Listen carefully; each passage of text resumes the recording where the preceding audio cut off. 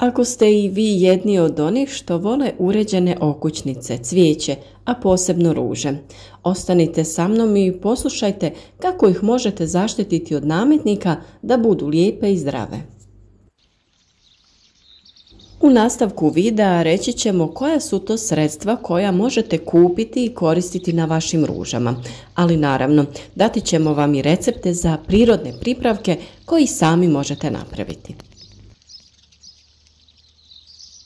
Naime, najčešće štetočine na ružama su lisne uši koje najviše napadaju mlado lišće, pupoljke i cvjetne peteljke. Pojave se svake godine, a pogotovo po toplom i vlažnom vremenu i imaju više generacija tokom jedne godine. Ruže treba zaštititi preventivno, ali nije kasno ni onda kada se primijeti napad lisnih ušiju na mladom lišću. A te zaražene dijelove ruže stradale od lisnih ušiju treba počupati i smaknuti jer na njima uši prezimljavaju. Ružama se naravno tokom cijele godine treba posvetiti pažnja kako bi biljke bile zdrave i manje podložne napadu štetnika. Redovno ih treba orezivati i gnojiti, pogotovo organskim hranjivima kao što je kompost, humus i sl. Biljne ili lisne uši su mali kukci veličine do 4 mm koji mogu i ne moraju imati krila. Često su im tijela prekrivena voskom ili dlačicama. Hrane se biljnim sokovima iz listova i cvjetnih pupova, a često se nalaze na listovima i upravo po tome su dobile ime. Druga česta štetočina je ružina osica. To je oko 10 mm dug insekt koji svoja jaja odlaže u vršne izboje ruža. Iz jaja se izlegu plavo-zelene gusjenice koje se hrane ružinim listovima. Česta štetočina na ružama je i crveni pauk koji se pojavljuje na gornjoj strani lista oko žilica, kao žućkasto bijela točkica. Na donjoj strani lista mogu se vidjeti sitni crveni paukovi u bijeloj paučini. List se suši, žuti i otpada. Štetočine na ružama mogu se tretirati insekticidima kao što su Mospilan, Tonus, Kalipso, Fastak Direkt, Boxer i Confidor. Preparati su različiti i bitno ih je koristiti po uputi proizvođača. A od bolesti koje pored ostalih najčešće napadaju ruže su pepelnica i plamenjača. Pepelnica se prepoznaje po bijeličastoj boji. Vršni listovi, izboji i pupoljak izgledaju kao da su posuti brašnom, a listovi se kovrđaju.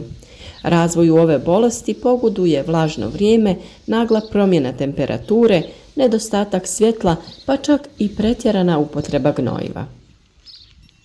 Plamenjača se javlja na naličju lista kao pepeljasta prevlaka i stvara sivo-bijele mrlje koje ubrzo izazivaju nekrozu i opadanje lista.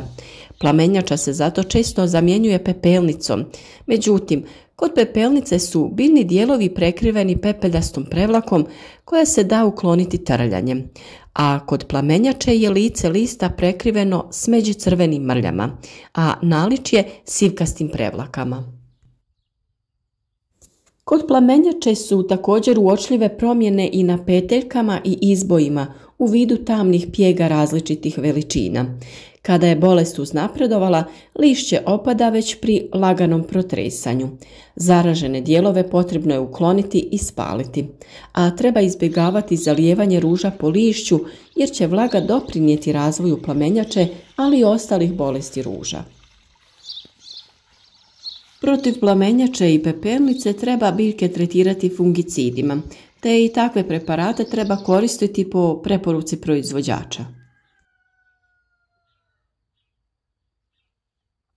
Ruže također treba redovito pregledavati, uklanjati deformirane i oštećene dijelove. Dobro je oko ruža saditi kadifice koje štite ruže od nematoda. Prvo prirodno sredstvo koje možete koristiti je mlijeko. Prilikom tretiranja biljaka na površini se stvara tanki film koji štiti biljke od prodiranja patogenih mikroorganizama. Preventivnim tretiranjem mlijeko štiti biljke od gljivica i virusa. Biljke koje su tretirane mlijekom imaju poboljšan imunitet, a mlijeko povoljno utječe i na usvajanje i iskorištavanje hranjiva iz zemljišta. Mliječni šećer, laktozu ne mogu probaviti svi insekti. Zbog ove pojave mlijeko predstavlja zaštitno sredstvo od mnogih štetnika. Najbolje je upotrebljavati sirovo mlijeko koje nije podvrgnuto termičkoj obradi. Za ovaj pripravak koristi se omjer 1:10, 1 dio mlijeka i 10 dijelova vode. U čistom obliku mlijeko se ne bi trebalo koristiti. Ukoliko vam nije dostupno svježe kravlje mlijeko, jednostavno ga zamijenite svježim mlijekom iz trgovine. Ono što također možete koristiti u zaštiti vaših ruža jeste pripravak od koprive ili žare koji povećava imunitet biljke i regulira brojnost štetnika. Potrebno je 600 grama svježih listova potopiti u 5 litara hladne vode. Nakon 24 sata procijedite i koristite za kontrolu biljnih ušiju, ali i preventivno protiv bolesti. Koprivu možete ostaviti i 15 dana da fermentira i povremeno promiješati, te ćete dobiti odlično gnojivo koje je potrebno procijediti i razblažiti sa vodom u omjeru 1:10. Ovim gnojivom zalijevati ruže kada one intenzivno rastu. Lisne uši su najčešći štetnici koji se javljaju na ružama. Njihove kolonije mogu u potpunosti uništiti biljku, pupoljke i spriječiti cvjetanje. Budući da se hrane isisavanjem hranjivih sokova iz biljke, biljka zaostaje u porastu, slabije cvjeta, smanjuje se broj pupoljaka koji se formiraju za narednu godinu. Postaje podložnija napadu štetnih organizama i naravno pojavi raznih bolesti. Kako bi spriječili napad ovih kukaca i uništili njihove kolonije na ružama, potrebno se okrenuti prirodnim preparatima koji neće naštetiti ni cvijeću ni prirodnoj sredini. Na samom početku napada možemo otkinuti listove ili pupoljke na kojima se formiraju početne kolonije. Ukoliko je napadnuto više listova, uz pomoć neke mokre krpice možete ih oprati i na taj način ukloniti te male napasti. Pranje će biti efikasnije ako krpicu navlažite sapunicom. Ukoliko su na ružama napadnuti cvjetni pupoljci, njih također možete umočiti u otopinu sapunice i lagano prstima ukloniti zaostale jedinke. Poslije ovog tretmana biljke ipak operite sa čistom vodom. Tretman je potrebno ponavljati sve dok se ne postigne željeni efekt. U svakom slučaju, broj tretiranja se prilagođava jačini napada ovih štetočina. Potrebno je pratiti njihovu brojnost, zbog toga redovno pregledajte donje strane listova i cvjetne pupoljke. Već je napomenuto da ih ovim putem možemo mehanički ukloniti, ali sapunicu možemo iskoristiti i kao insekticid za tretiranje ružinih biljaka. Za suzbijanje ovih štetnika možemo koristiti i otopinu šećera ili tamna pića sa puno šećera, koji će onemogućiti kretanje, disanje i ishranu lisnih ušiju. To će dovesti do njihovog izumiranja. A već smo govorili o tome kako su bubamare prirodni neprijatelji ovih kukaca. One drže brojnost u prirodnoj ravnoteži. Donesite ih u svoj ružičnjak ili privucite sadnjom biljaka koje ih privlače, kao što su kopar, korijander i peršin. Tu su i prirodni insekticidi na bazi biljaka, začina, esencijalnih ulja koji se lako pripremaju i primjenjuju.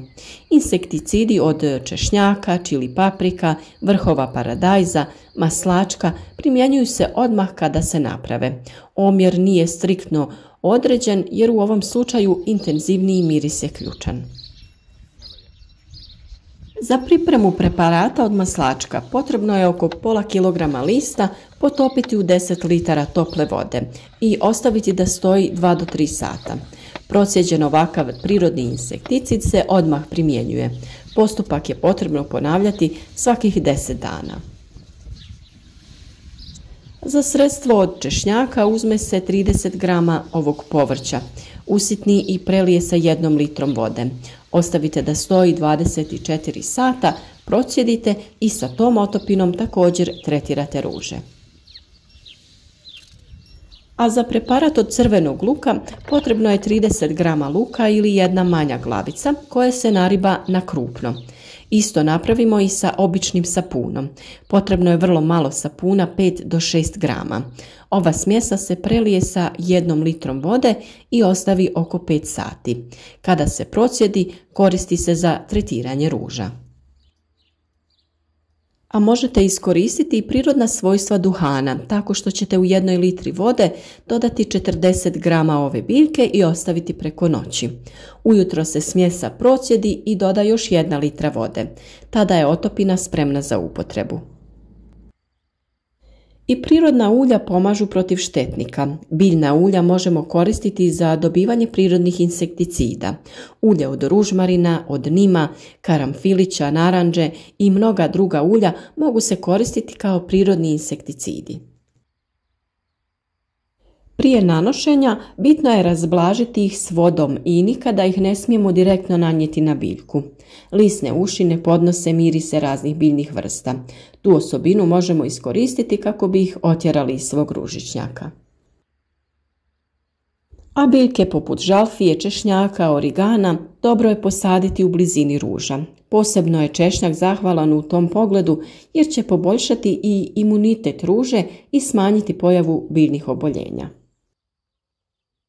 Vjerujem da ste sada dobili nekoliko korisnih recepata, tako da će ove godine vaše ruže biti zdrave, lijepe i naravno u punom cvatu.